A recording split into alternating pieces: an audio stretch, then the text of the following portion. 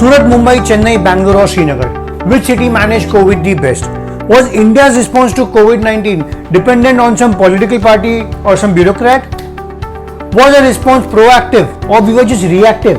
Was India's response planned, it was unplanned, or it was completely based on trial and error? Why didn't we go for complete centralized lockdown in the second wave? For making this video, I have talked to a number of municipal commissioners. And what if I tell you that I found India's response to be tied to one single thread that was most effective. In the next few minutes, you will learn how did different cities of India react to the pandemic. How did citizens of India rose up to the challenge and work together with the government?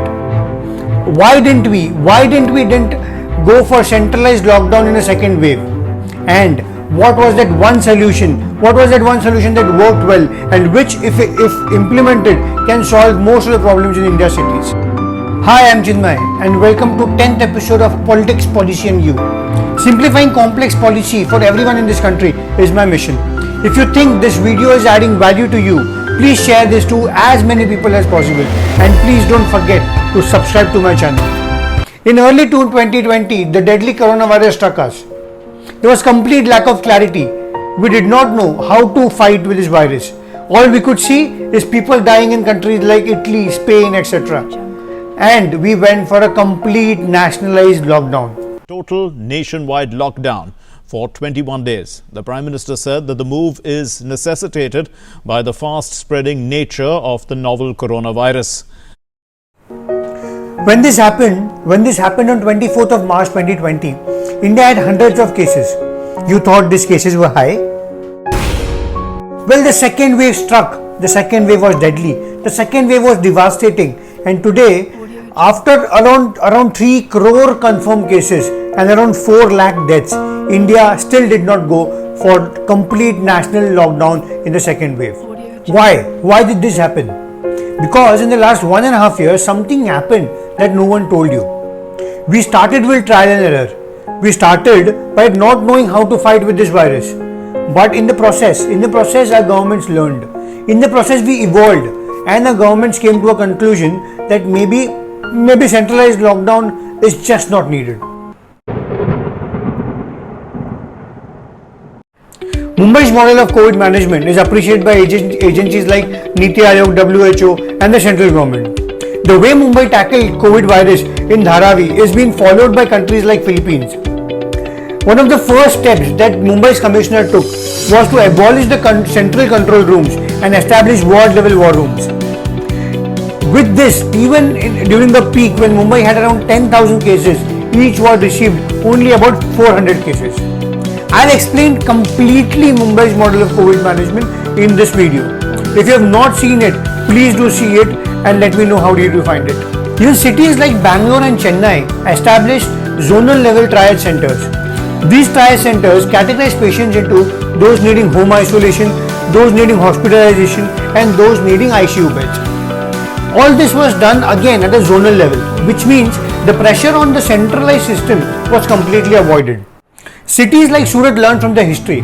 Did you know in the year 94-95, Surat faced a very deadly epidemic of plague. The then commissioner divided the city into 6 zones and devised a system called 6x6 system. According to this system, the director of planning in each of these divisions was given the power as much as the municipal commissioner. Surat, right from the days of plague, devised a very detailed disease surveillance system.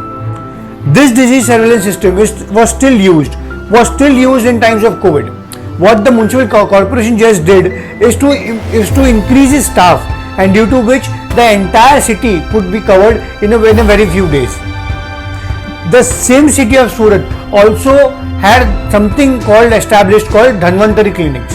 Dhanvantari clinics were nothing but mobile medical vans which moved to the nook and corner of the city and they helped people in treatment and in testing.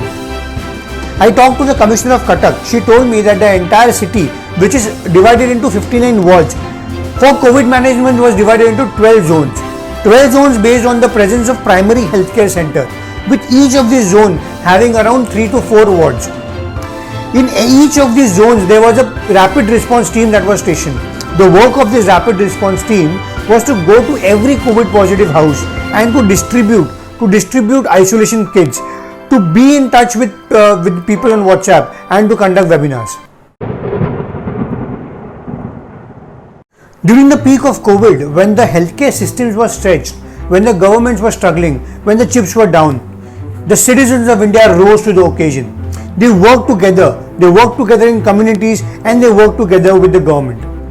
In cities like Bangalore, the BBMP, that is the Municipal Corporation of Bangalore, along with Janagara Centre of Citizenship and Democracy, established a portal called BL Cares. On this portal called BL Cares, you could not just get information on ward data committees and zonal triage centers, but also you could fill up a form and volunteer. You could select from a number of tasks like supporting call centers, becoming a triage volunteer, spreading awareness, etc. In Chennai, group of volunteers called Focus, which means Friends of COVID Citizens under Surveillance, was deployed to assist those in their home isolation. Ashish Naik, the Deputy Commissioner of Surat, told me that Surat was one of the pioneers when it comes to community COVID care or community COVID centers. Many communities in the city of Surat, like the Vataria committee, the Maheshwaris, the Agraseins, have opened their own COVID care centers. And the idea of this COVID care center was to provide people isolation, medical supplies, and some with even oxygen plants. Such was the coordination between the municipal corporation, the communities, and the corporates in Surat, that the Deputy Commissioner told me that the Surat as a city did not almost face any shortage of oxygen as such, which was faced in many other cities of the country. Cuttack's Municipal Commissioner Ananya Das told me that cities like Cuttack and Puri took advantages of old traditional structures called as Sahi committees. Sahis are older areas in Cuttack, and they also took advantage of committees used during Durga Puja. These committees were very effective when it comes to surveillance for COVID management and also to maintain law and order to a large extent. In states like Northeast, communities like Young Mizo Association, Ryan Community, and the socio-economic communities played a major role for COVID management. Be it Mumbai's ward level war rooms, or Chennai's and Bangalore's zonal level triaging, or Surat's active disease surveillance control system, or Kerala's model of managing COVID through the municipal corporation, or even to that extent, Cuttack's model of rapid response team. There's one common thread in the way Indian cities manage COVID, and that is decentralization. Decentralization is nothing but dividing cities into further smaller units, giving powers to officers on ground and people on ground, and devolving funds, functions, and functionaries. We need to ensure that our processes and our structures become strong. We need to get out of the practice to make heroes and to search for heroes, to hunt for heroes, but we need to make our processes and our structures our heroes in true sense. And this is not just for COVID. Decentralization can ensure that the local issues in most of India's cities can be handled locally. For example, in cities like Cuttack, the ward level structures were actually established in the year 2019, but their true utility was realized only during the management of COVID. It was during this management of COVID that the trust developed between the citizens and the officers on ground, and this continued. Cuttack used the same structures during its management of cyclones. All this somehow shows us that maybe people on ground or the leaders on ground understand local issues the best. What if I tell you that the citizens of the country, citizens of that local area get chance to say out what their issues are. They get a chance to prioritize which issues should be taken up first. They get a chance to find solutions, and they get a chance to actually even spend money. You thought this is impossible? Well, there is good news. Ward committees. Here is an example. Bangalore, a city with 243 wards, has 243 ward committees. Each ward committee is headed by a municipal councillor who is the elected representative in the area. Now, citizens of this ward have a ward committee meeting every first Saturday of the month. In this meeting, the citizens come out, they say what their problems are, They tell the ward committee members and the councillors which issues should be taken up first. They help them prioritize. They help them spend funds together, and they also follow up. Janagra and people like Sapna Karim and Srinivas Alavalli have been trying for years to get ward committees functional in Bangalore. And with time, now the ward committees are working quite well. But the question is, do our cities even have enough money for all of this? The answer is no. Janagra's ASIC survey suggests that 54% of our cities do not have enough money to even pay salaries. Out of the total revenues that our cities generate, only about 39% are the revenues generated by cities themselves. Janagra has a special team called the Municipal Finance Team, which works with the state government, which works with Central Government's Ministry of Housing and Urban Affairs. It also works with the Finance Commission to try and improve the finances of the cities. Almost all information with respect to finances of your city you can get on the City Finance Portal, which is launched by Ministry of Housing and Urban Affairs of Government of India and Janagra Centre of Citizenship and Democracy combined.